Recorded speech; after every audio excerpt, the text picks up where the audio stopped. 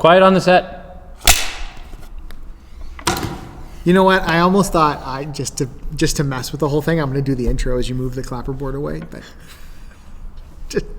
hey, welcome to Coffee Talk. For middle of September already. Yeah. And it's great to spend some time with you to talk about what's going on in the life. We say the life of Lakeview Heights Baptist Church, but by that we mean you, because you're the church. And so we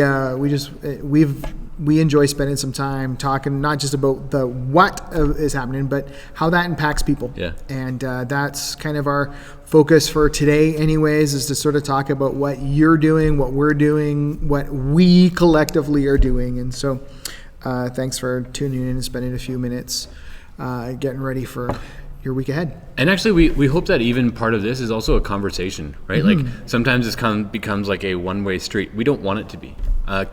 Keep talking back in the nicest way. You know, you never tell your kids, don't talk back. Don't talk back to me. Right. But, you know, talk back in as many ways as you can. Email, phone, text, Facebook, Instagram, Twitter, and anything you want. But telephone, carrier pigeon, letters. No one has taken a handwritten note and just like nailed it to the door. That's good. No, not yet. No one's pulled a Luther. Not we're till good. November.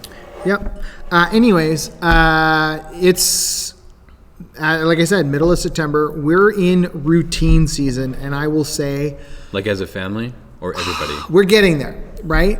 We're getting to being fully back. I just myself. You know, I realized this week how much I love the routine of dropping kids off at school and then just coming into the office, right? Yeah. Just that pattern of, okay, I'm going to get kids there, then we're going to walk in. You know, just that pattern, that routine, for me at least, breathes a level of life and refreshment. Yeah. Right?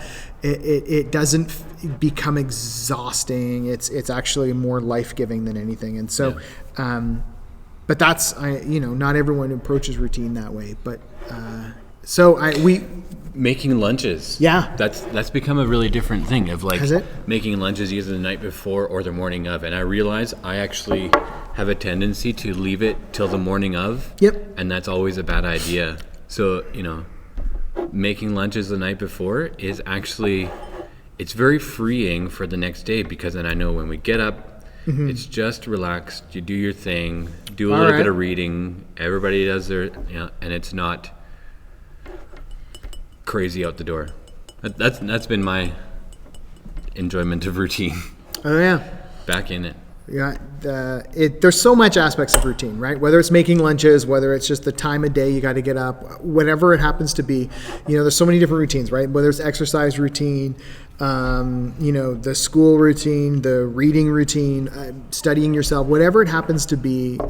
We kind of wanted just to sort of hear from you a little bit. What are some of the routines that you are, now that we're out of summer, what are you getting back into routine? Like what kind of things are you picked up that you're like, yeah, this has been really good for me. This has always been helpful, but over summer it gets, falls by the wayside. Yeah. Because you probably don't have a lot of family visiting and stuff like that, right? All those things kind of knock routine out. But absolutely. What are you saying? Okay, I'm getting back into it. Yeah. So we'd love to kind of hear a little bit. What are some of those routines that you're just glad to have back? But because it is a new year and a new season, a new fall, maybe you've picked up something new. Maybe there's become a new habit or a habit, like in a good way, right? Like, and I think that's part of what I was thinking about too earlier today anyways, is that sometimes we talk about a routine and we think, routine is bad. Habits are bad. Or that it's stagnant. But they can be really good. Yeah, routine can, we attach that negativity to it of it's routine. Oh, we got to, no, but you know what? They can be great. Yeah. And so what's kind of a new thing you've picked up? Maybe it's, walking kids to school because now that they're at a new school or whatever. And so I'd love to hear from you guys. What are some of those things? Maybe you're learning to play the bass guitar this fall. Absolutely. Who knows? Absolutely. Maybe as a family, it's, we're going to go, I don't know, apple picking every week or something whatever. It could be even something that only lasts a few weeks, but something new. Love to kind of connect with that. But that also kind of makes us think about sometimes churches got a routine to it as well. Yeah. Right? And, maybe your routine is, no, every Sunday we come to church, or we, get up at a certain time. I know, like, as a kid, whenever we visited my grandparents, man, Sunday mornings meant waffles. Right? And it was just like, nope, Sunday morning we get up, we have waffles, we go to church. And so I recognize that things aren't the way they were around here, but you know what? Coming Sunday morning can still be part of your routine. And we love to have you on Sunday morning. And or maybe just the new routine is actually we get up, we have waffles, we invite the neighbors over, and we have church together in the living room. Yeah, that's great. We'd love to hear that from you and kind of hear what your Sunday morning routine is like these days, and how that helps you draw closer to Jesus. And that's. Sometimes we even talk about Bible reading and prayer, like, oh, it's a routine. Yeah, it's a routine. It's a good one. Yeah. And so love to encourage you to be making those spiritual practices part of your routine as well. And even as a church, we have routines, like in the smaller sense of, like, weekly attendance and stuff like that. But, like, we also have seasons. Totally. Like, it's routine that every Christmas we celebrate Jesus' birth, and right, and we have these seasons, and even ministry seasons, right? So, like, quite often things shut down May, June, July, and there's a different kind of season that happens all through the summer, and then in the new year, or in the new school year, there's a new routine that begins as well. And so we're moving into that. And so, life groups are getting back together. Our life group kind of stopped for a little while, and now we're back on it. And so we're making plans. There's a Tumble Time. There's all kinds of stuff that's kind of getting back into it. And so this is just an encouragement for you guys today that routine is a good thing.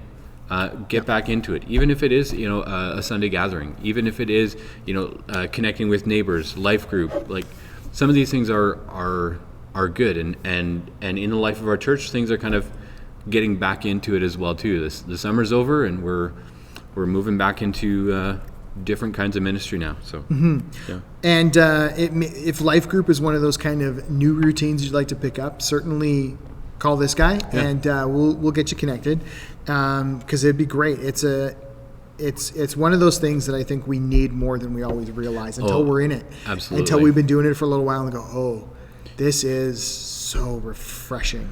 Or, like, in the midst of COVID now, everybody has understood, okay, this is what isolation is and feels like. These are some of the effects that it has. Man, I think I probably need people in my life more than I think about it, more than I realize.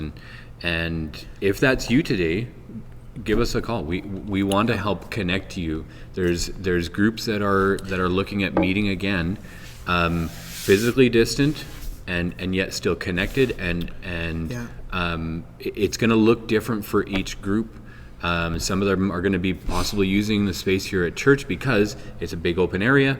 It's good for everybody, and so we want to encourage that for the groups. But it's going to look different for everybody, and so it's good. Yeah, and I can't remember if we in the last week's video talk about Tumble Time. And I asked that question because if you're wanting to be connected with Tumble Time, I feel really bad because I should be on this, and I'll get my wrist slapped. But here's the thing: so if you're going to be going on our website and signing up for services, or if you're on the Church Center app and you're registering, Tumble Time is also going to be registering there as well. Yeah. So if you want to come to Tumble Time, you've got kids in that preschool age that are at home.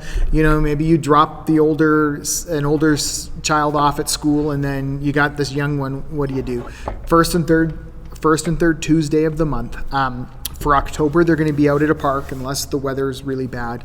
But we encourage you just to sign up so that you can come. That way we can just kind of keep track of it. Not that we want to keep attendance, but because of COVID, we kind of want to be mindful of who's connecting with who, so that if someone does get sick, we can very easily say, oh yeah, this person, they were there that time. We can warn them to watch out. Yeah. And so it's just about looking out for each other. It's not about trying to restrict your freedom and ability to come. It's about looking out for one another. Yeah. So I encourage you to sign up for that. Sign up for services and really pretty much most things that are going to be going on if they're not we're still trying to work out what exactly is going to require signups and not. At this point, youth doesn't. Most life groups aren't going to be, but those kind of special events, especially if we're inviting community people to come, we're going to ask for there to be a sign up. And so don't be surprised when you're going on and looking to come to church that you see other things. They might be something for you. You can have a look at them, click on, read about it, it'll help you be aware of what's going on in the church too. So, but speaking of awareness, something that's been on my mind a lot lately is the fact that it seems like this summer, and maybe it happened in the spring, but we've got a lot of new people in town. Like I know that like at our kids' school at Hudson Road there's like 2 families that just came from Ontario, and I know that because I met one and the other one like, hey, there's another vehicle with Ontario plates. Met a few people who are kind of like just new to town, and would love for you churches to be mindful of that. Like be aware that it feels like with COVID, like we just kind of stopped, but for a lot of people, major life transition happened. I can't imagine how challenging that would be in the midst of a pandemic to be like, great, I'm new to town and everybody's staying at home. Yeah. And how do you get connected? Right. So, you know what? I really encourage you, if you've got new neighbors, and I say this knowing there's like a half dozen houses for sale on my block, like in my little neighborhood, be watching for new people and maybe go say hi.